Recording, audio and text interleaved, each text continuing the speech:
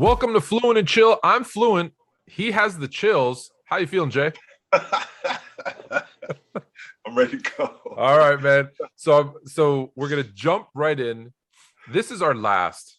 I don't know if I have a teardrop. This is our last NFL only show, which is a good thing. Because we're going to combine the NBA and NFL edition, and have kind of for season 2 kicking off in 2022.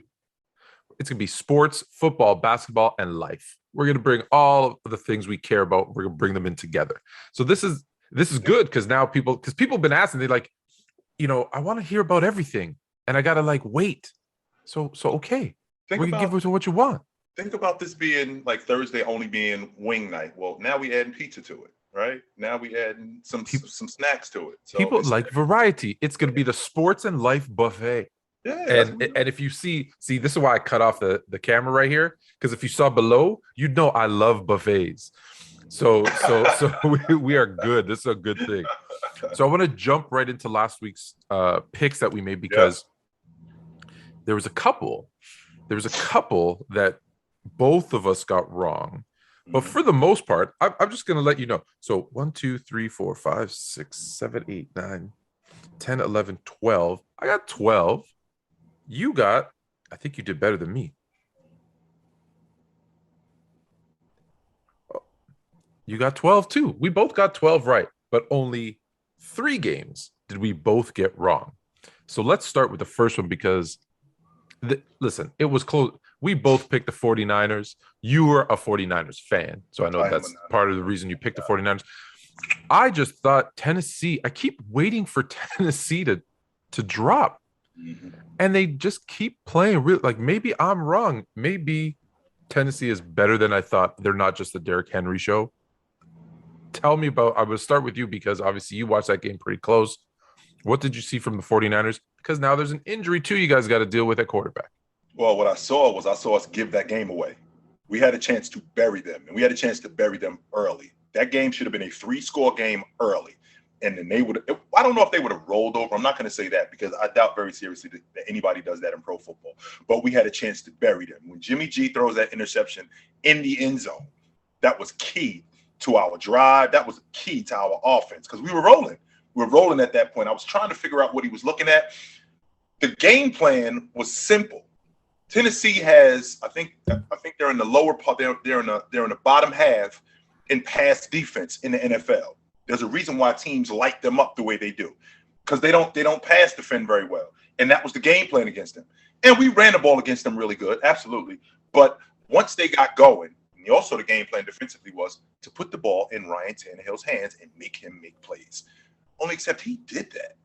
He absolutely did. Now that A.J. Brown is back and healthy, yes, I think we're seeing that because Ryan Tannehill, we thought we knew who he was in Miami.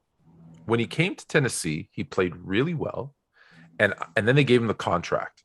And I was very public about, oh, that's a bad contract. You're going to regret that because he had one kind of good season, and then he still did well. But then we kind of saw the Dolphin Tannehill kind of creep back in again. But he also didn't have A.J. Brown.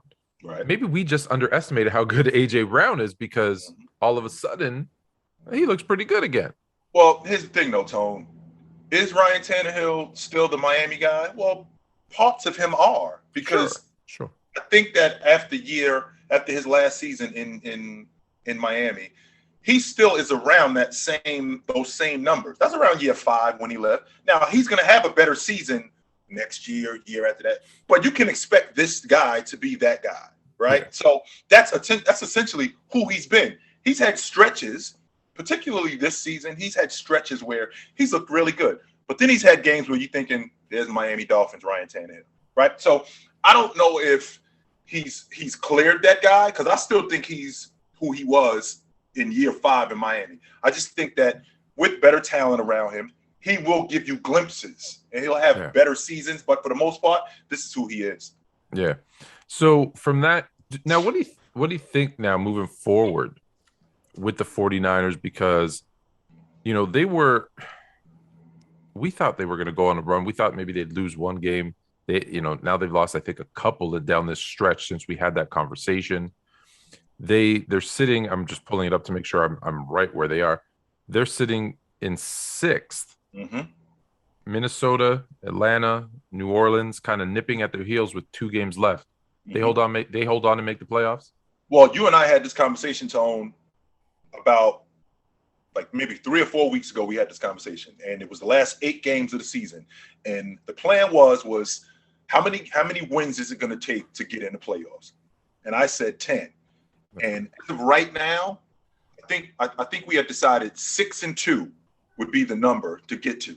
Well, we on that pace right now. So if they beat Houston this weekend, which I think that they should, and then we beat the Rams next Sunday, that would be 6-2 the last 8 games. So win 6. It would be 6-2 and get them to 10 wins. Yeah. So right. Okay. So they're still on pace. Right. A little harder because now they got to win the last 2. But right. Absolutely. So let me ask you this, because Houston, you said you think they beat Houston this week, and we'll get to our picks in a minute. But Houston, one of the other games we got wrong. Yes, because we did get that wrong. Ugh. They beat the Chargers. What's wrong with the Chargers? They're a better team than Houston. No, Are they just did we just replace Phillip Rivers with Justin Herbert, but it's the same guy? No, nope. Because I feel like the Chargers are still losing games they should win, which is that was always the thing in the past. Which is true. I will. There's no reason why you should have lost to Houston last week. Exactly. No reason why you should have lost to them. You are a better team than them. Even on the road playing in Houston, you got a better team than them. I don't care if they were playing on Mars. I don't care. With the Chargers to win that game. You should be able to beat them anywhere. Justin Herbert, him and Mike Williams, for some reason, they just don't look like they're on the same page. They were a couple of weeks ago, and now he looks like he's pressed. He looks like he's indecisive. He just doesn't look like the sharp Justin Herbert that I saw a month ago, 2 months ago, the guy who started the season. Him and Keenan Allen aren't on the same page. Offensively, they're very stagnant. They'll do this, and then they won't do this, and then they'll run the football, and then they won't run the football. So I'm trying to make sense of what exactly is going on with that unit, and it's not good because we only got 2 more weeks left in the regular season, Tone. Yeah, now's not the time to have to figure stuff out. Mm-mm. Is it like, I know people say this, and I don't know how much weight to put. Sophomore slump? Is it hitting them now? Is it, last season he played really well. Then they brought in a whole new coaching staff, and it was going to be inconsistent. It's just unfortunately that it's coming out later in the season. Well, we can't use that logic, Tone, because when it was working, it was working. Now all of a sudden, but that's the whole thing about inconsistency. You don't know when it's going to kind of go off the rails. And my question is, I guess this. Let me word it a little bit better. Is it so with the new coaching staff? They come in and they click, right? Because in the beginning they were fine, but as the season goes on, you have to make adjustments. Mm-hmm. And is it with those adjustments where they've been making the wrong adjustments, and it's actually been hurting them more than it's helping them? Because some coaches make none, and we say they can't make in-game or in-season adjustments, and they need to because defenses start to figure them out and start to figure out their tendencies. Right. But you could also make the right adjustments, obviously. You could also make the wrong adjustments. You can also say, oops, that was wrong. We just played into the defense's hands. Correct. Could that be part of it? That could very well be part of it, because when you bring in a new coaching staff, you're bringing in a new philosophy, right? So one coach might think that Justin Herbert is a three-step drop quarterback. One coach might think he's a 5-step drop quarterback. One coach might think that he's a dink and dunk guy. One coach might want to hit the long ball a lot more with him. So those philosophies work initially, and then they might get a little skewed later on because you're not recognizing what the defense is giving you. So with this particular coaching staff, it looks to me like they're inconsistent. But they're consistent initially with what they were doing, because Justin Herbert looked really good in the pocket. He looked really good in delivering the football with Mike Williams, with Keenan Allen. And then it just looked like they went the other way. And is it because they just don't want to implement what they're doing anymore? And a lot of that has to do with their defense too, Tone. Their defense hasn't been very good. I mean, I watched them last week. My man ended up getting hurt, but I watched them not this weekend. It just passed, the week before that on Monday Night Football. And I mean, that offense came out and they were razor sharp against the Raiders, and I was impressed with them. The question is where has that been since like week 3? That's what I've expected from them. So here's the thing that someone whispered this into my ear, and I need to go. I'll admit I haven't got. I need to go back and watch tape from each week to see if there is a change here. But someone whispered it in my ear and said, one of the things that could be happening is as the new coaching staff came in, a lot of times, as opposed to completely changing over to their new system, and especially with a young quarterback, and overwhelming them with new terminology, new plays, all this kind of stuff, they may have kept a lot of the old stuff in that he's familiar with and said, listen, as the season progresses, we're going to start implementing and changing into our playbook. And whether it works or not, because what they're thinking is it's not just about this season, right? It's about the next season after that. Right. And they implemented it slowly. And it's just, oh my, he was just much better suited for this kind of initial look. And now making all those changes, it's taking time. Either he can't do it, maybe, or which I don't think is true, or he's just taking time to adjust to kind of these new things that they're putting in. So I want to go back and look and see, and because here's the other thing I've noticed. You're right about the defensive part too. Absolutely, we shouldn't downplay that. They're not anywhere near using, I think, Austin Eckler the way they should be. No, they're not. They're not. He should definitely be more involved in all. He should be one of those guys who's carrying the football 20 times a game. He absolutely. And I know when you say carry, I'm gonna jump in and hope. I think I'm here, but get the ball 20 times, because those little dunk passes and stuff out of the backfield. That's just an extended handoff to me. When you're throwing the ball 2 yards, it's real. So those, he should be touching the ball out of the backfield about 20 times a game. Yeah, absolutely. Well, he opens up their offense even more when he's running the football, because now that means that you got to bring whatever cover you got. That means that you got to bring that. They come up. Keenan Allen, Mike Allen, Keenan Allen, and Mike Williams. Excuse me. Get open up. Exactly. 100%. Now we got one-on-one coverage, and now you can utilize that, especially considering the quarterback that you have. So speaking of, not utilizing the running game, there's a team that really did a great job 2 weeks ago, where I think they only threw the ball 3 times, and we both picked them to beat the Bills again. I did. Bills came out and said, "Hey, we're not dead just yet. Yeah, we still have a voice here in the AFC and in the AFC East." And the Bills came out and surprised us both and beat the Patriots. I thought the Patriots were going to have a completely different game plan. The weather wasn't going to be a factor, all those kinds of things, and they did, but it didn't seem. Have you ever seen a Bill Belichick team not execute a couple weeks in a row at the way the Patriots have looked the last 2 weeks? It's really surprising. So is this more on that, or is it more on the Bills stepping up? Well, or is it both? You got to take under consideration who they played too, Tom. I mean, we're talking about the competition level. I mean, the Colts, that's a playoff team. That is a playoff team. Yeah. You're talking about the Buffalo Bills, who they handled a couple of weeks ago under different circumstances. This is a team that was picked to go to the AFC Championship, right? So this is a different level of competition, and maybe, just maybe, the Patriots aren't as good as I think they are, especially this time of year. I thought that the Patriots were really good, but this time of year, maybe they aren't as good as I think they are. They got handled by the Colts 2 weeks ago. They didn't lose to the Colts. The Colts absolutely handled them. Absolutely. Well, the same thing happened last week against Buffalo. Buffalo's game plan looked pretty simple to me. We're going to attack your corners.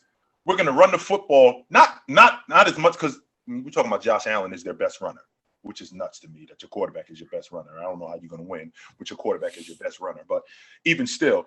And what we're going to do is we're going to move the football down the field in increments, short increments, and we're just going to wear and pound on your defense. And we're going to hold on to the ball longer than you, but we're going to score. We're not just going to hold on to the ball. We're going to keep you on defense for as long as possible, and we're going to score. And that wore down. I think that wore the Patriots down.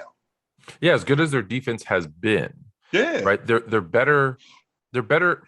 I don't say they're better in the secondary, but they're better against the pass, right? I think they lead the league in interceptions, or at least they're up there. Like they're obviously very good against the pass.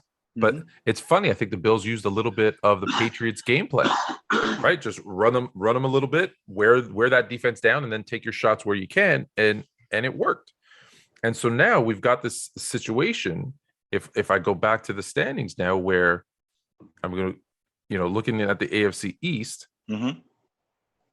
You've got the Bills and Patriots both at 9-6. Yep. The Bills hold the tie break Mm-hmm. because they're 4-1 in the division. New England is 3-2. Mm-hmm. Miami 8-7. Am Miami gonna make the playoffs? Maybe, Tone. It ain't ridiculous to think that. It's not ridiculous to think that. And on top of that, I got a bone to pick with you, Tone. And the reason why I got a bone to pick with you is because you are the one who said, quote, don't listen to fans when they say, when taking for Tua and all of this nonsense. Tone, the idea. Good. He looks like a pro. He actually looks like maybe we might have gotten this right, but we got to continue to develop him. That's the difference. When you get a guy like Tua, who before the season started, not just this season, before he got to Miami, my issue with him was not his talent. My issue with him was I thought that he was made of glass. That was my problem with him. I thought he was made of glass, and I didn't think he could hold up. Well, what's been going on recently, Tone? He's been holding up. And since he's been holding up, he looks like I know what I'm doing out here. If you just give me a minute, he looks like he's making better reads. He's better in the pocket, right? He's taking care of football. Now, he'll throw a pick six, but I mean, we are in what, year 3 now? I think he's in year 3, but I think playing wise, right? He's probably, I think he maybe a year and a half in, or maybe 2 years into actual games of play. So actually starting, I think we're basically in year 2. And Tone, this is a situation where if we could continue just to develop this guy, maybe we have our quarterback for the future. Hang on to him, Tone. Give me a little bit more patience, my man. You know, here's the thing. I always say, you say this too. You are who you show me that you are. And he has shown me from that hip injury that he hadn't been healthy. And he would come in and then he'd get hurt and go out. And then he'd come back in, he'd get hurt and would go back. So like I called him Glass Tua. And I said the same thing. I said it's not his talent. I don't even know what his NFL talent was, because he didn't play any stretch of games long enough to say, oh, okay, now he's been healthy, right? The question was never about his talent. It was always about his health. So right now he's healthy and he looks good. Yes, he does. Right. And it's interesting because the other part of that played into it for me was every time you heard a Deshaun Watson trade rumor, it was to Miami. So what am I supposed to think when your own team is trying to get rid of you? Well, there's something there that we might not see too. So I'm like, well, let me see. So you have injury issues. Your team's trying to get rid of you at all costs. Mm-hmm. Well, I think it was a fair assumption. Now that trade deadline goes by and he's now playing every single week. He looks good. And Miami looks good. Yes. And, I know, listen, you don't want to play any team, when it comes to the playoffs, you just like to have a bye right through to the Super Bowl. But I don't think you want to play Miami because they can beat you. Mm-hmm. Like, could you imagine you're a number 2, 3 seed and Miami comes in and just like, you don't have enough on them that's the thing about him. You don't have enough tape on him. You have less than a season. And he's going to throw us a pick 6, but he's also going to throw a couple touchdowns too. So yes, he is. So it's interesting in the AFC East. You got 3 teams now. Listen, I doubt this can happen. I doubt this will happen. But just hear me out here for a second. In some parallel universe, the Patriots and Bills could lose both their 2 games and the Dolphins win, and the Dolphins win the division. Like it's mathematically possible. It's only 2 games. Not ridiculous. It's only 2 games. It's not ridiculous. It's not ridiculous. It's not now, ridiculous. I don't think it'll happen. I'm pretty sure at this point now, I had the Patriots winning the division all season with 2 games left. Look, it looks like it's going to be the Bills because all the Bills have to do is win, win. Well, I guess they got to win. Oh, they got to win both. No, they're still close. But if it's a tie goes to the Bills. Right. So when we look at the Bills, we'll get to what this week's matchups look like. Right. So the Bills have as good a shot as the Patriots now. And again, they hold the tiebreak, which I think is really important. Correct. The AFC North. That's the only other division I want to talk about before we get into the picks, because I had Baltimore winning the AFC North. I had Cleveland. You had Cleveland winning the AFC North. Although I will give you credit, you said dark horse Cincinnati. Yes. Cincinnati leads the AFC North. I just dug what they was doing, Tone, and I thought that we had an incomplete season from them last year. Joe Burrow, he was on pace to throw over 4,000 yards and close to 30 touchdowns. And now they bring in Jamar Chase, who everybody was talking about him being a bust because, the football is different. And wait a minute, give this a second, okay? You have no idea how good this guy is, so let's give it a minute. Add that to the fact that Cincinnati's defense has been really, really good, particularly their pass rush. Their pass rush defense has been really good, and I was impressed with what they were doing. And I think that the AFC North is one of the tougher divisions in football, and I just thought that Cincinnati was going to be really good this year. I just did, particularly because of Joe Burrow. And I'm not surprised with what they're doing. I think he just threw the 4th or 5th highest passing yards in a single game in NFL history. We threw for 525. That's nuts right there. Insane. And it's funny because it's now made some people open their eyes and say, he could be a top 5 QB in this league, because if you think about it, okay, you got Mahomes, you got Brady, and you got Rodgers. After that, is he any better or worse than Justin Herbert, Lamar Jackson, Kirk Cousins? Like, there's all those guys. Well, they're Josh Allen. It's messy after those 3. Right. He could be that guy. Yeah. And good on Cincinnati that they went out and everyone was, I think it was a consensus number 1 pick. And last year they said, hey, take an offensive lineman. They said, no. We're going to get him a weapon. Boy, did they get him a weapon. Absolutely. Boy, so we don't want to. The guy who couldn't see the ball because there's no more line on it anymore. Right. He seems to be finding the ball just fine.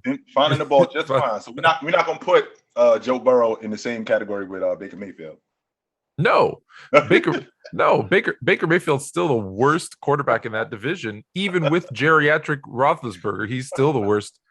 So just think about that. You now have Joe Burrow. Probably being the best quarterback in that division when we probably weren't going to say that before. I wouldn't have said that I wouldn't have said that before the season started. I thought Lamar Jackson was the guy in the division. Listen, Lamar Jackson has, or I should say Baltimore, they lost 27 running backs. So they have lost a huge chunk of their game. But look, it's not over yet. But their defense did not look good. Obviously, giving up 525 passing yards to Joe Burrow. So they did not look good. That's just passing yards. That's yards. Okay, make sure we clear, guys. Okay, that's a game. That's the only part of the meal that they gave up. I want to, I got to look it up again because the name is an interesting one. Do you know who has the single game record for most passing yards? I think that award goes to Dan Fouts. I think Dan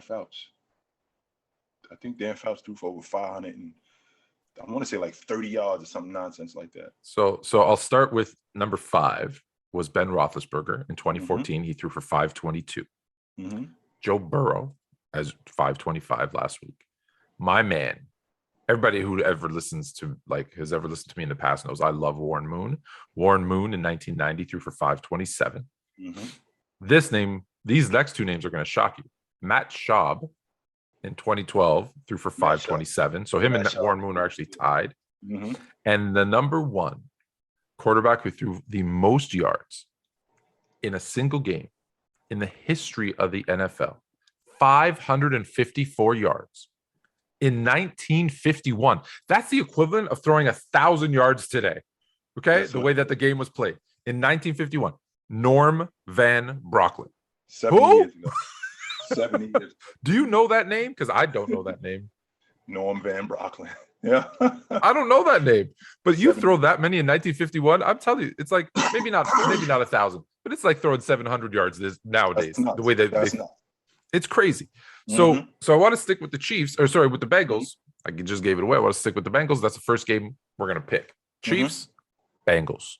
Ooh, that's gonna be a good one. This is the game. Listen, yeah. I never miss a Bears game. By the way, what a finish. Bears in Seattle. But let's keep that away for a minute. We'll digress. Yeah. Bengals and Chiefs. Even with the Bears playing at the same time, I'm probably watching the Chiefs and Bengals game. Well, Tone, I really like what Cincinnati's been doing, but Kansas City looked like they they just look like they right back to where they were last year. Like the road to the AFC Championship game. If you're trying to get to the bowl game, you got to come to Kansas City. They look like that team again. Defensively, they aren't great, but they're good enough. Offensively, they haven't been fantastic, but they've been good enough, and they got a first-class quarterback in Patrick they got Mahomes. a first, yeah, and Pat, that's what I'm thinking about. I'm sorry. They got a first-class quarterback in Patrick Mahomes, and I love Cincinnati. I don't think Cincinnati's a good team. I think Cincinnati's a playoff team, and I think they're gonna make some noise, but I think that Kansas City handles them this weekend. I'm gonna take the upset. Mm-hmm. I'm going with the Chiefs come into Cincinnati. Right. If it was in Kansas City, I probably wouldn't make this bold of a prediction. I'm going with Cincinnati to, I guess it's the upset because they're 4.5-point favorites. I'm going to go with Cincinnati to upset the Chiefs. Okay. All right. Next one. Falcons. Falcons, man. Falcons. They're just always so inconsistent. I'm over them, Tone. Falcons. So they're going into Buffalo. Mm-hmm. Did they upset the Bills? Cause see that right there, Tone. That gets my blood pressure up right there. Because they'll go into Buffalo and they'll score 40. That's what they'll do, Tone. Okay. And Ryan, oh my God. They'll go into Buffalo and they'll score 40. And you're right. Calm down for a minute. Calm down for a minute. All right. So I'm looking at this Atlanta team. I had Kyle Pitts, who's made the Pro Bowl this year. I had him as my offensive rookie of the year. And I think that he would have been so much better if they had given him more of a role in the offense. He's more of a bailout guy than anything. And he makes plays for them, but they don't run stuff for him nearly as much as they should. But this weekend, I think that Buffalo handles them. I'm not going to get sucked into what Atlanta is doing. I think that Buffalo handles them, especially after what they did to the Patriots last week. I think that they're rolling right now, and I think that they handle Atlanta. The Atlanta Falcons, behind the biggest Pro Bowl snub this year, Cordero Patterson will go into Buffalo and lose this game.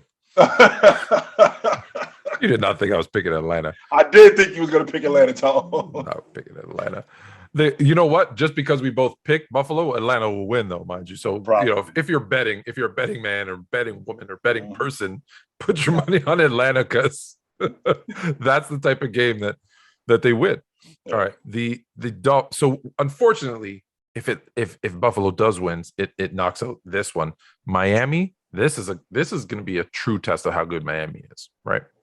Miami going into Tennessee. I think they beat Tennessee. I do. I think that they beat Tennessee. Tennessee got exposed last week by the 49ers. Their pass defense isn't very good. Their red zone defense isn't very good. And like I said, Tua's going to make a mistake, but Tua doesn't make that many crucial mistakes. So I think Miami handles Tennessee this weekend. This is for all my people in Tennessee. I miss you. I miss Nashville. I miss Franklin. Jay Cutler. I want to come join you on your farm at some point down there in Tennessee.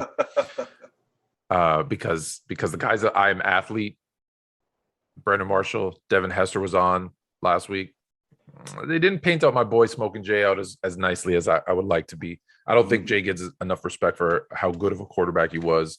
So Jay, if you're listening, I'm down to check you anytime. And I'm going to roll with Tennessee, taking care of Miami. Right. At home,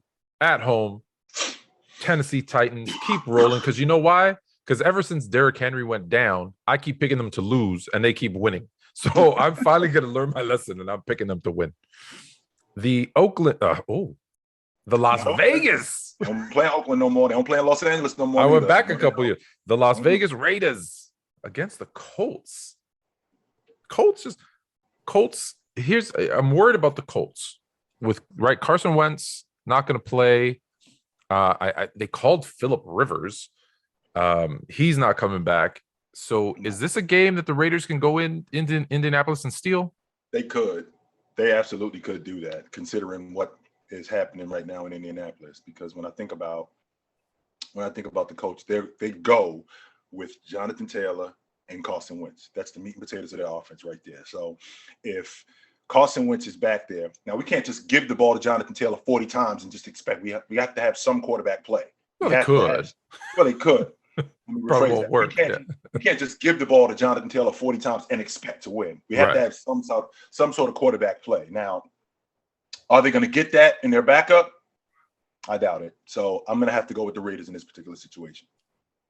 Yeah, it's unfortunate because the Colts have been playing. They've been playing well, and it's tough the timing of this. So yeah, I'm with you. I'm gonna go with the Raiders over the Colts for the same thing. It's hey, you can look. You're never, even if you stack the box, you're probably not going to stop Taylor, but you'll slow him down enough that you can keep them from winning, and that's really what matters. All right, the Jacksonville Jaguars, our team. We're gonna be the GM. VP of football operations. We're going to take over the Jags and make them a serious threat. But until that happens, Shaw, if you're listening, we're available. They're going into New England, coming off back-to-back losses. Has Bill Belichick ever lost 3 in a row? Not that I'm aware of. I can't think of if he ever had. Not in New England. Not in New England. Yeah, not New England. So the Jags go in there and break that? No, they don't. No, they do not. No, I think that Belichick will have them prepared. I think that he'll have them ready to roll, and I think that they handle Jacksonville this weekend. Yeah, I think this better be a get right game for them, because if it's not, their season. I don't care that they're gonna be in the playoffs. If they don't beat Jacksonville handedly, their season is done for me. Season is done for me. The Tampa Bay Bucks going into New York. Tone, I don't like. To be honest with you, I don't like what's going on offensively. No Mike Evans.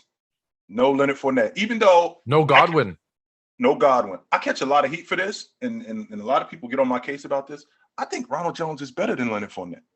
I always thought he was, but he didn't produce. I always felt like he was better than him. I don't know why, but I always felt like he was better than Leonard Fournette. And he's one. You know what he is? He's this one where, like, we have this debate on basketball, on the basketball side of things a lot. When you look at him, you're like, he's more skilled. He can do more things. He's got more tools in his toolbox. But Fournette produces more. So so does it matter? Does it matter how many tools you have? Exactly. That's my logic with everything. I don't care about your bag. I could care less about your bag. What are you producing? That's the most important thing to me. You could look great on paper. You could look great in the eye test. What does it formulate into? And if it doesn't, then it doesn't matter to me. So when I think about this Tampa Bay team, I think that they go handle. I think that they go up to New York and they handle them. But I just don't like where this team is offensively right now. I just don't. I just like saying Jets, Jets. But I think it's pretty. Look, the Bucks have to find a way to win this game and figure out what they're going to do offensively in the playoffs.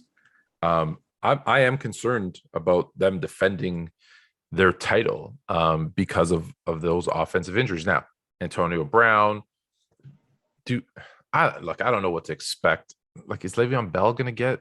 Like, is that going to be even a thing? It's done, right? I don't know. I feel like you're going to see like a Le'Veon Bell game where he gets like a bunch of yards or a couple of touchdowns, and people think, oh, he's back. No, easy. He's not. Like, easy. I think we missed out for that season that he sat out. I think would have been his best season, and it's been kind of tumultuous since then. So, all right, so we're both on the Bucks to beat the Jets. Philadelphia, another team that's kind of surprising me a little bit. I know they're going into Washington. Washington headed in the wrong direction, unfortunately. Dan Snyder, if you're listening, we can help. Who you got? The Philadelphia's a road favorite, 3.5 favorites going into Washington. Their last 4 games have been division games, and they hold their fate. Their playoff fate is in their hands. So Washington has been going the other way. I think that they handle Washington this weekend, and I think that they handle Washington this weekend, no doubt. Yeah, Washington, look, the Cinderella story of, the backup quarterback, and, they lose their best defensive player. Listen, there's too much going on in Washington, I think. Philadelphia, Philadelphia is another one of those teams that now is is in that kind of. I think they hold the 7th seed. Yeah, they hold that last spot in the playoffs. Which, when you look who's behind them, not to say I'm not worried, but you got a game on Minnesota, Atlanta, New Orleans. I feel pretty good if I'm Philadelphia about making the playoffs. So, for all the things people say about Jalen Hurts and Devontae Smith is too skinny and they don't have a running game, they're doing what they're supposed to do: find ways to win games. Yep. So good on them. We go from the Eagles. I'm trying to find where I was. Go from the Eagles to the team that probably now has, I don't know, in a lot of people's minds, has probably jumped up as the favorite in the NFC. We thought they were, then they weren't, and now I think a lot of people think they are again. The Rams, and they're going into a Baltimore game where Baltimore does not look good. Right now, granted, Lamar Jackson's been out and other things, but the Rams go in. Do you think the Rams go in and take care of Baltimore, or does you know who else doesn't look good? Matt Stafford.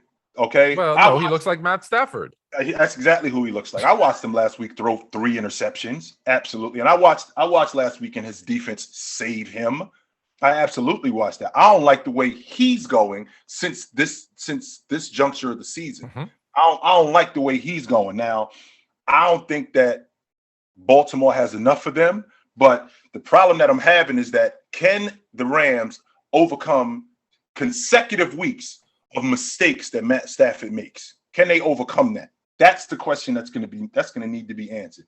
And I don't know, but I'm going to pick the Rams this weekend, but I wouldn't be surprised if the Ravens beat them. I wouldn't be surprised. Well, I'm picking the Rams, and I'm picking the Rams with this in mind. One, I told everybody Stafford is Matthew. He's not going to go to LA and become a different quarterback. He is who he is. You've been saying that, Tom. Now, is he? Now, and I've said this. Been saying it. I still think he's better than Goff. Not by as much as people think, but he's better than Goff. So the other part is that Joe Burrow just threw for 525 yards against the Ravens. So am I concerned about the Ravens secondary? No. So that's why I'm going. I think the Rams still win. Now, does he throw for 500 yards? No. But that's the thing about Matthew Stafford. He's inconsistent. So, 3 interceptions. So he's going to probably throw 3 touchdowns. That's just who he is. So I've got the Rams. It's just I'm glad you mentioned that really quick, Tone, because how big is the gap between Stafford and Goff? Not that big. That big. Like people were saying like Goff's a 4 and Stafford's an 8, and oh my God, the Rams. Yeah, and I'm like, no, if Goff's a 4, Stafford's a 5. He's 6 tops on his good days. But the problem is he's a 2 on his bad days. I'll give him right. Maybe so, but on average, he's a little bit better. Goff. Okay, maybe I'll say it this way is better. Goff has a higher floor and a lower ceiling than Stafford. Stafford has a higher ceiling, but a much lower floor. Right. So that's the more inconsistent thing about it. And it's funny because even though his hires are higher, sometimes I'm like, I'd rather have the consistent guy who I know what I'm going to get. And maybe they don't go and win me a game. No problem. I can go out and game plan for that. Whether versus the person who, they might throw me 5 touchdowns, but they might throw me 3-4 picks. I can't plan for that because I don't know which guy I'm going to get. It's like Jekyll and Hyde. So that's why I'm not, again, 12 years of seeing him twice, 2 times a year. That's what I saw from Stafford. That's what I continue to see from Stafford. That's why, as you know, I don't trust Matthew Stafford. You do not. All right. So now this is the last 1:00 game, and we'll get into the 4:00 games. The G-Men head into the monsters of the Midway to face my Chicago Bears. Giants, Bears. I think they're going the other way, and that season was a wrap. I was completely wrong about the Giants. I think Daniel Jones is done for the season, and they've already said that they're going to bring him back next season. Also, they're going to bring back Judge, which, all right, let's see what we got. No problem. But with that being said, I like what Chicago was doing. I was really surprised for them to go into Seattle and handle them the way that they did, which makes me nuts because Seattle, they I don't know what it is about Seattle, but they got my boys figured out. None other people, they don't. But the Seattle Seahawks got my 49ers figured out. I can't stand playing these dudes. I like the way that Chicago went in there and handled them, and I think that they're going to handle the Giants this weekend. Absolutely. Of course, I'm picking the Bears over the Giants, obviously. It's interesting because I was talking to a couple guys who are Seattle fans, and I said, Bears are going to go into Seattle. You watch, they're going to win that game. It's not going to be pretty, right? They had to win on a 2-point conversion at the end of the game. It's not going to be pretty, but they're going to beat them. I said, and if I would have told you at the beginning of the season, 15 games in, Seattle would have the same record as the Bears, would you have thought the Bears had a great season or Seattle had a horrible season? And they were like, a great season. And we would have said, no, they both probably have like 10 wins. Unfortunately, it's for both teams. It's been the other way. They both have 5 wins. And listen, it's back again now. Oh, maybe it's time for Pete Carroll to go. Maybe it's time for Russell Wilson to move on. I thought he was gone last season. I really thought he was going to be the Bears quarterback when he put Chicago on his list of teams that he was open to, moving to. I think it's time. I think it's time that Seattle's do they did tweaks, but I think it's time to kind of rebuild it, which is weird because they still have Russell Wilson. They still have DK Metcalf, right? They still have Tyler Lockett. They still have offensive weapons. It's on the other side of the ball. By the way. Who are very good. Very good. Yeah. Not like these guys are washed. They still real good. But then I see teams like New Orleans. They could use a quarterback. There's some teams like that's the first one that just popped in my head was New Orleans. Was like if you put him with Alvin Kamara and a receiving core, like any receiving core, really, man, New Orleans becomes all of a sudden back in the mix, right? How about Russell Wilson in Pittsburgh? In Pittsburgh, yes, that was the other one that I was saying about Russell Wilson in Pittsburgh. You already have a stud running back, which he hasn't really had. You have the receiving core. You have an offensive line. Every offensive line is better than Seattle. But yeah, Russell Wilson in Pittsburgh would be, and I think we're clear. Ben is done, right? This is his last game in Pittsburgh, I think, this week, and then the week after, I think it's going to be his last game. And I think it's time. I think it's a little overdue, but it's time for him to move on. So yes, there's some options for Russell Wilson. This is speaking of New Orleans. I don't know if you know this. I was just going to put it out there for, this is my best LeVar Ball. Speak it into existence before we get to the 4:00 games. There's chatter. I don't know if you know Sean Payton played for Sean Payton, the coach of the New Orleans Saints, played for the Bears. I don't know if you I did not know that. Okay. It might be time to bring him back to Chicago. There's a lot of rumblings about, listen, everyone thinks Ryan Pace and Matt Nagy are gone. It may not happen because, they're going to win a couple games here at the end of the season, and it may not. But the general consensus is Nagy and Ryan Pace are gone. You bring in Sean Payton, maybe even give him some GM duties, right? Because how else are you going to pull him away from New Orleans? Give him some more authority, give him some power. We might get him. We're working on a little. If you were to bring Sean Payton to Chicago, it would have to be a Greg Popovich deal. You got to let me run it. Yeah, exactly. Yeah, that's what I'm saying. You got to let me run it. And listen, I like the idea of Sean Payton grooming Justin Fields. I like it. it. So just putting it out there into the universe. See what happens. All right, let's get to our 4:00 games before we lose. Chill. No, he here. He here. Broncos, who I thought were going to be better. Don't get me wrong, 7-8, still okay, and the Chargers. I think I was about to say San Diego. I'm sorry.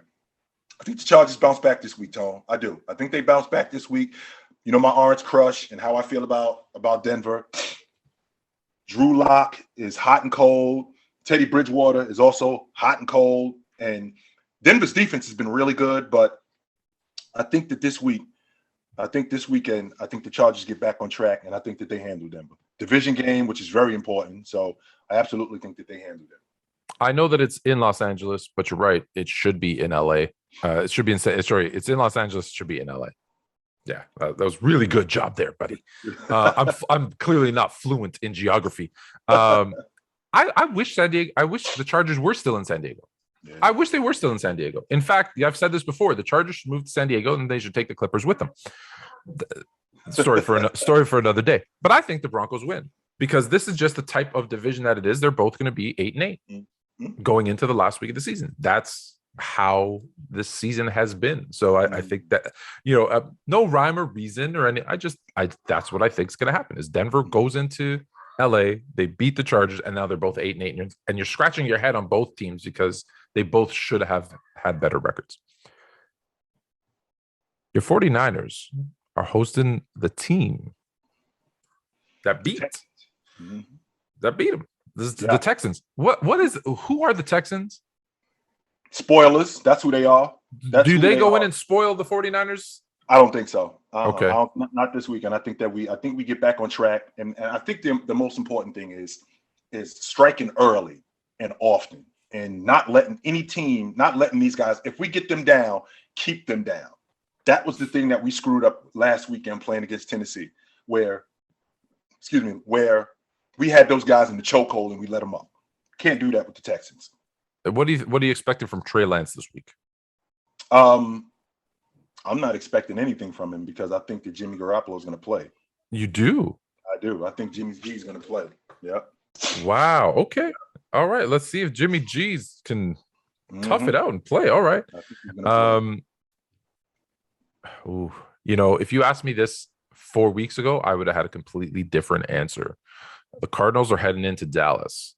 The 10-5 Cardinals. They've been slipping. 11-4 Cowboys. Their offense looks like what we thought they were going to be. Yeah. They look good. I like what they you buying into the Cowboys? This is real tricky, Tone, because I want to say I am, but then the Cowboys will be the Cowboys ultimately. So Arizona has just been going the other way. And I don't know what exactly the problem is. They used to get to the quarterback. They used to have one of the better pass rushes in the game. They had one of the best rush defenses in the game. Kyler Murray gets back in the lineup, and now they're doing this, and then they're doing this, and trying to make sense. Meanwhile, they don't have anything to supplement his inconsistent play. The Cowboys, we already know that Dak goes up and down, and that offense goes up and down.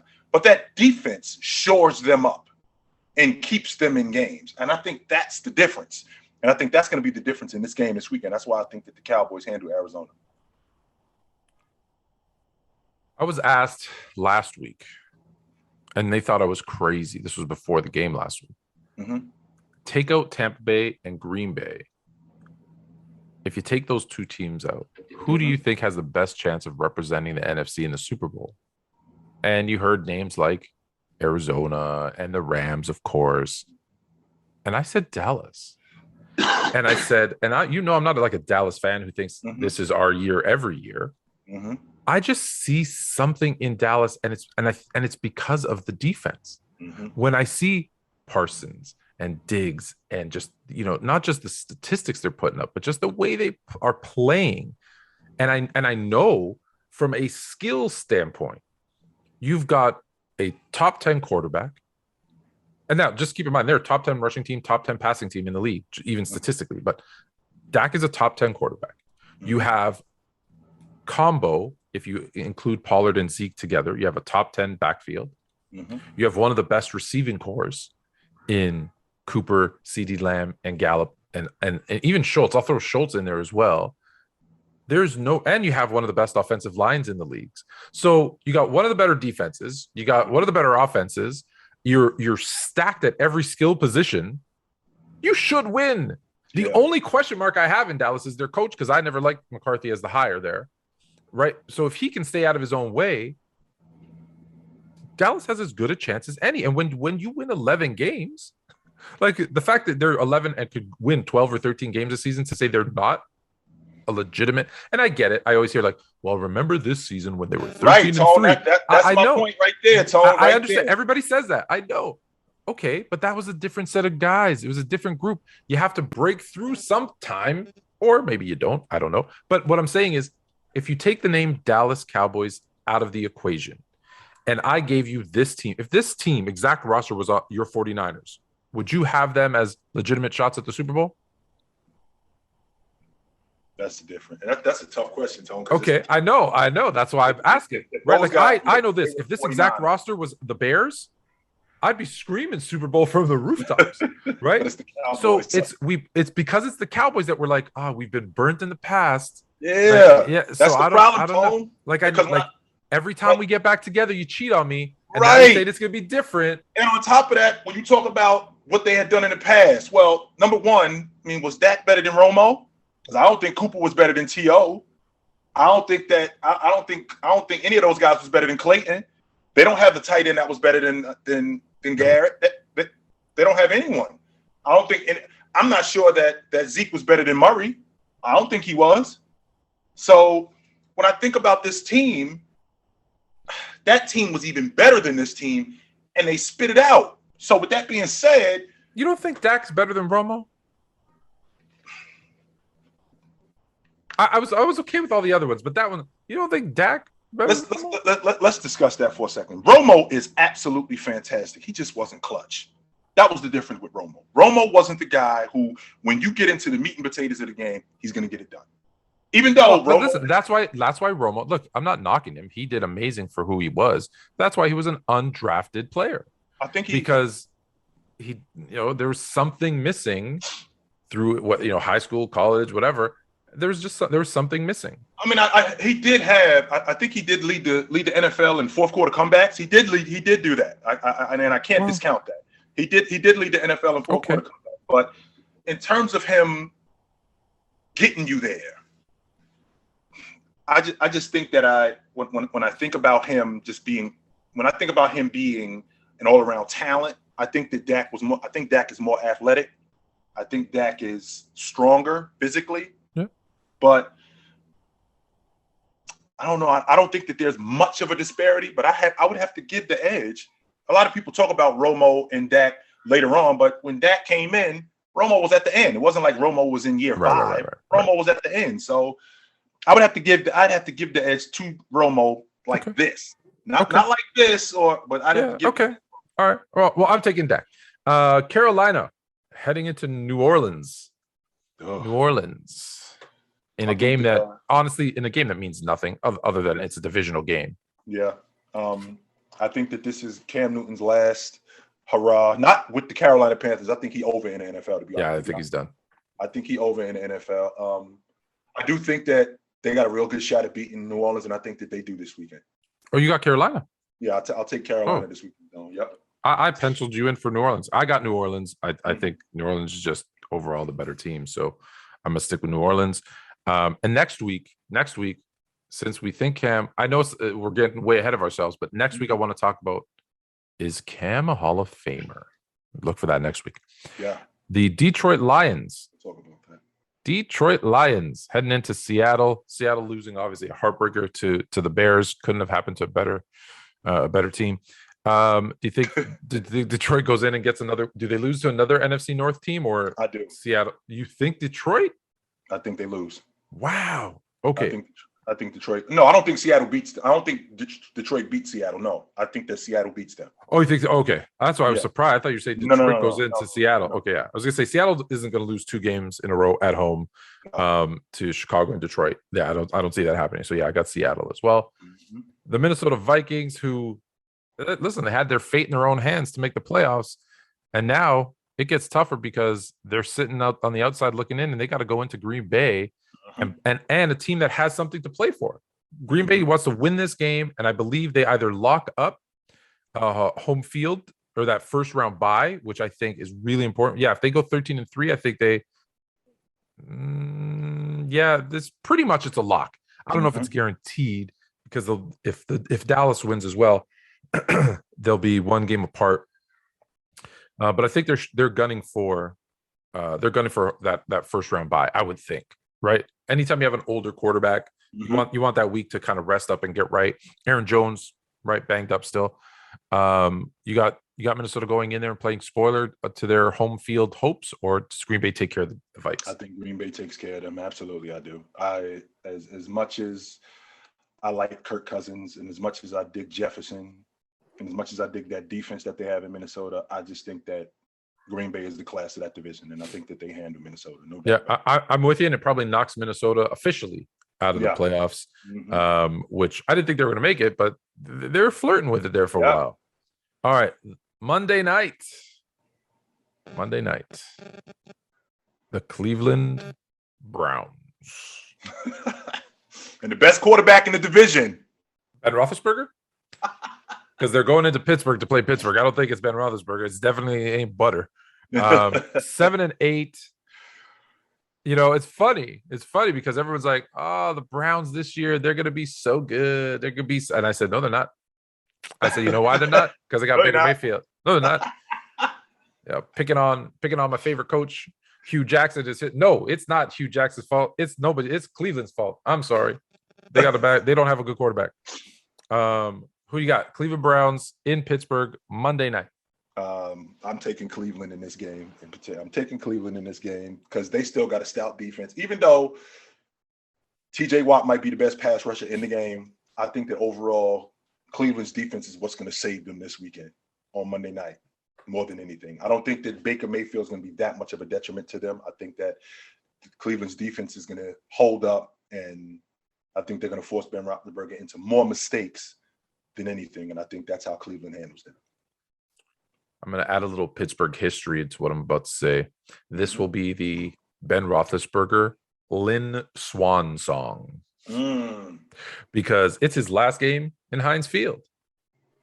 He's going to play well enough for them to question, should we let him retire? And yes, the answer is yes, you should. Don't yes, get you should. That. Yes, you should. Let me look right in here. Yes, you should let him retire. But he's going to the team is going to understand the importance of this moment, that it's his last home game for an illustrious. Say what you want about Ben Roethlisberger, but I think they should have won more with the team that they had. The teams that they had, that's kind of on Mike Tomlin, but it's also on Ben Roethlisberger. But I think they have one of those 61 from Kobe kind of nights for him, like where he throws 50-yard game. Yeah, where he maybe not that, but like maybe like 350, 3 touchdowns, right? I think and they just kind of they remind, like I almost want him to have a moment with Cleveland where he walks up and he's like, I own you. like Aaron Rodgers did with the Bears, right? Like, just remember who we are, right? Just because you had a little success over the last little while, we're still better than you. So I see the Steelers winning that one. All right, so that's it for this week's picks. These, keep in mind, this is our final NFL only show, but we're not going anywhere. We're coming back with season 2. We're gonna bring in football, basketball, and life into each and every episode. We're still going to do 2 times a week, Wednesdays and Fridays. We're still going to do our Mondays live at 8 p.m. We're going to take those questions that we don't get to answer and bring it into mail time or into mailbag or fan mail. You know what? I have a great idea. I have a great idea. I'm going to post just this clip, so I'm going to stop so I can cut it, edit it nicely. I'm going to send it to you too, so you can put it on your TikTok. I'll put it on my TikTok. So you know that we're taking fan mail for the show, for Fluent and Chill. We want you to name the segment. What's it going to be called? Right? So it's basically, we're going to take emails and questions for you guys and answer them like a mail time sort of segment, but we don't have a name. We don't have a name for it. So the contest is going to go like this. I don't know what the prize is going to be. We'll come up with a prize. There will be a prize, but you send us your names, what you think we should call the segment, right? We can't use mail time. It's taken. Although I really mail time. We can't do that. It's taken. So come up with a name. You can incorporate Fluent. You can incorporate Chill. You can do something completely different. I'm going to let you guys name the segment, and the winner will get. I'll start off with this. One thing that they'll get for sure is you will get, as you know, I have a deal with Boardwalk Los Angeles shirts and hoodies and that sort of thing. You get a free hoodie from Boardwalk Los Angeles. You can pick which one you want, and then we'll come up with something more. Maybe have you come on the show. We'll obviously give you a shout out on our TikToks and stuff, and say that you named it. So we'll do some stuff. We'll put a little package together for you. But I just thought of it, so I'm going to throw it out there. And then obviously, because depending on when you're watching this, it's New Year's. So happy holidays to everybody. Happy New Year. We're going to see you next week, season 2. But until then, take it light, but take it.